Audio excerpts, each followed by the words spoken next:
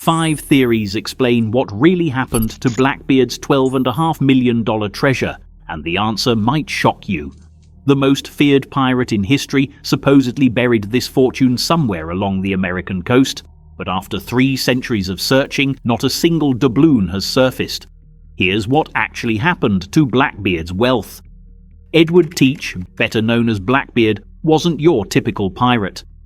Standing tall with a massive black beard twisted with ribbons, he'd light slow-burning matches under his hat before battle, creating a terrifying image wreathed in smoke.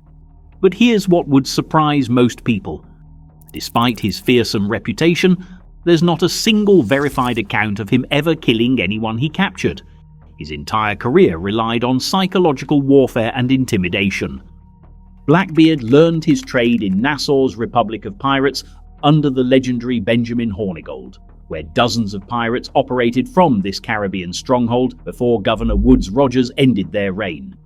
What makes Blackbeard's treasure story so compelling is just how short his pirating career actually lasted after leaving Nassau. We're talking about 15 months. That's it. In just over a year, from late 1717 to November 1718, this man captured more than 30 ships and built a legend that's lasted 3 centuries. Let's start with what we know about his wealth. According to Blackbeard's own ledger, his treasure was worth about $12.5 million in today's money. Captain Charles Johnson's 1724 book, A General History of the Pirates, the definitive source on Blackbeard's exploits, suggests the real fortune reached somewhere in the tens of millions. But even that pales compared to the treasure maps and buried chests of popular imagination. The centerpiece of Blackbeard's fleet was the Queen Anne's Revenge, originally the French slave ship La Concorde that he captured in November 1717. He renamed her, armed her with 40 cannons, and crewed her with over 300 men, including his first mate, Israel Hands, who would later inspire Robert Louis Stevenson's character in Treasure Island. This ship would become both his greatest asset and the key to understanding what happened to his treasure. The most famous incident that gives us clues about Blackbeard's wealth happened in May 1718, when he blockaded Charleston, South Carolina. For an entire week, no ship could enter or leave one of America's most important ports. Blackbeard held the city hostage, capturing ships and taking prisoners, including Charleston councilman Samuel Wragg. But here's where it gets interesting. When it came time to demand ransom, Blackbeard didn't want gold or jewels. He wanted medicine. That's right, the most feared pirate on the seas demanded a chest of medical supplies. Why? Because his crew was likely suffering from sexually transmitted diseases, a common problem among sailors of the era. The story gets even more absurd when you learn that 2 of his pirates went ashore to collect the medicine, then abandoned their mission and got drunk instead. This wasn't exactly the behavior of a criminal mastermind sitting on a massive treasure hoard. The real mystery began just weeks after Charleston. In May 1718, Queen Anne's Revenge ran aground at what's now called Beaufort Inlet in North Carolina's Pamlico Sound region. But was this an accident or something more calculated? Local historian Chris Rackley believes Blackbeard underwent what we might call corporate restructuring. Think about it. He had over 300 men in his crew, which meant splitting any treasure 300 ways. By deliberately grounding his flagship and downsizing to smaller vessels, he could reduce his crew and keep more treasure for himself. The question is, where did he put it? This brings us to our first theory about the treasure's fate. The archaeological evidence suggests that whatever valuable cargo was aboard Queen Anne's Revenge was removed before the ship was abandoned. The wreck site, discovered in 1996 by Intersal Inc., has yielded over 400,000 artifacts. We're talking about cannons, anchors, medical instruments, cookware, even fragments from Edward Cook's 1712 book, A Voyage to the South Sea and Round the World, proof of what pirates were reading 3 centuries ago. But here's the kicker. In all those artifacts, archaeologists have found less than 1 ounce of gold dust. That's it. For a ship that supposedly carried a pirate's fortune, the Queen Anne's Revenge was remarkably treasure-free when she sank. Theory number 2 focuses on Ocracoke Island in North Carolina's Outer Banks, where Blackbeard made his final camp. After grounding Queen Anne's Revenge, he sailed to this remote barrier island off the coast. If you're going to hide treasure, Ocracoke makes perfect sense. It's isolated, surrounded by treacherous waters that only local pilots could navigate, and packed with hidden coves and inlets. Blackbeard spent his final months here, and locals have been searching for his treasure ever since.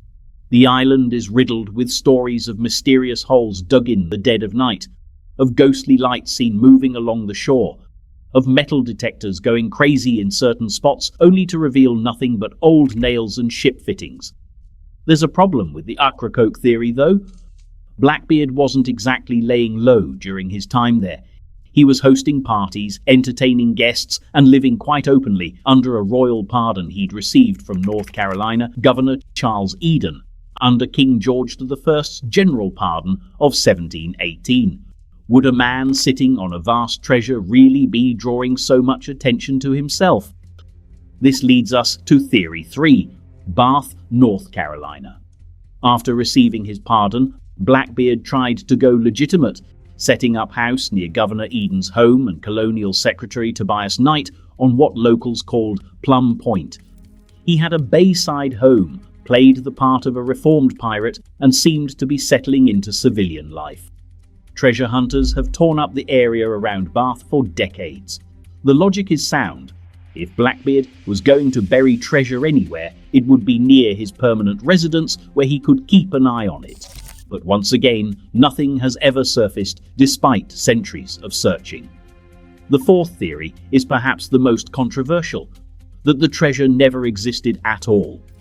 Britannica, hardly known for sensational claims, states flatly that Blackbeard's buried treasure has never been found and probably never existed.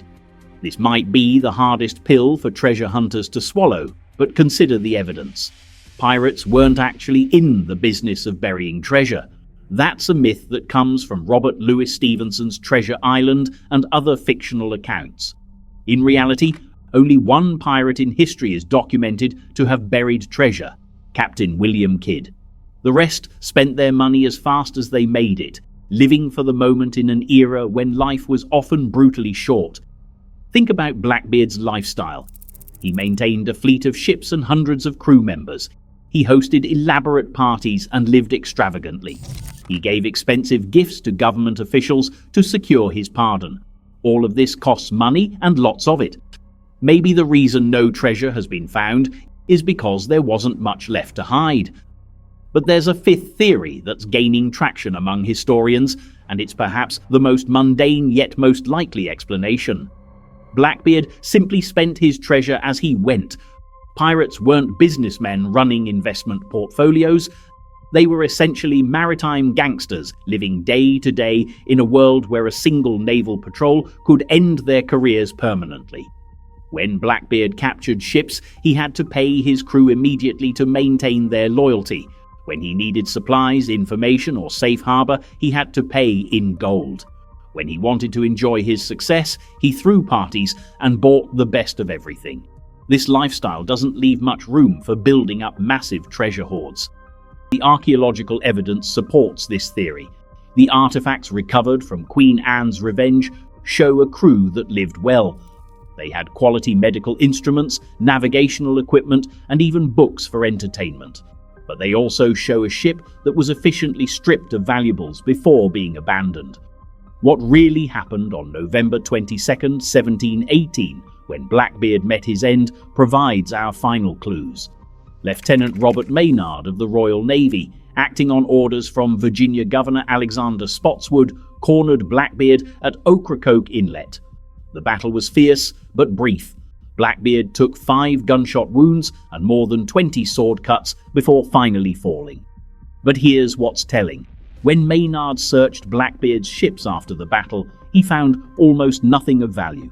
No chests of gold, no bags of jewels, and no evidence of the massive treasure that legends claimed existed. If Blackbeard had really been sitting on a fortune, you'd expect to find at least some of it with him. The legend of Blackbeard swimming headless around his ship 3 times before sinking is just that, a legend. But it represents something important about how we remember pirates. We want them to be larger than life, to have vast treasures hidden in mysterious locations, to leave behind puzzles for us to solve centuries later. The reality is probably far more prosaic. Edward Teach was a brilliant psychological warrior who built a fearsome reputation on intimidation rather than violence. He captured dozens of ships in just 15 months, accumulated a respectable fortune by the standards of his day, and spent most of it maintaining his fleet and crew. When he tried to go legitimate under a royal pardon, he discovered that retirement didn't suit him. His return to piracy was brief and ultimately fatal. The man who died at Ocracoke was probably carrying whatever remained of his wealth with him, and it wasn't the massive treasure that centuries of stories have claimed. So what's the real treasure of Blackbeard? It might be sitting in the Queen Anne's Revenge Conservation Laboratory right now. The artifacts recovered from his flagship provide an unprecedented window into pirate life 3 centuries ago. We can see what they ate, what they read, how they treated illnesses, and how they lived day to day. That's a treasure of historical knowledge that's arguably more valuable than any chest of gold. The Queen Anne's Revenge Project has brought over 300,000 visitors annually to North Carolina's Crystal Coast. The ongoing archaeological work continues to reveal new insights about maritime life in the early 18th century. In 2023, North Carolina finally repealed Blackbeard's law, resolving years of legal battles over the rights to document and share these discoveries, a major victory for historical transparency. But for treasure hunters, the dream lives on. Metal detector enthusiasts still comb the beaches of the Outer Banks. Dive teams still search the waters around Ocracoke. Property owners in Bath still find mysterious holes dug in their yards by moonlight. The absence of evidence isn't evidence of absence, they argue, and somewhere out there, Blackbeard's treasure is still waiting. Maybe they're right. Maybe tomorrow someone will uncover a chest that's been buried for 3 centuries, vindicated by the pirate's own words the night before he died.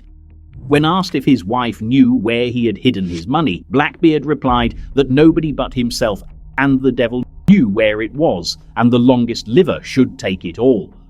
But based on everything we know about Edward Teach, his career, his lifestyle, and the archaeological evidence from his ship, the most likely answer to the question, what happened to Blackbeard's treasure, is surprisingly simple. He spent it. He spent it on ships and weapons and crew wages and bribes and parties and all the expenses that came with being the most feared pirate of his age. The real treasure of Blackbeard isn't buried on some remote island or hidden in a secret cave. It's the legend itself, the story of a man who packed more adventure, danger, and infamy into 15 months than most people experience in a lifetime. And unlike gold or jewels, that's a treasure that grows more valuable with time. If Blackbeard's treasure shows us how legends can outgrow reality, our next mystery takes us in the opposite direction, a sacred treasure so powerful that entire nations went to war over it. In our next video, we're diving into one of history's greatest disappearances, the Ark of the Covenant. The lost chest said to hold the 10 Commandments and the very presence of God.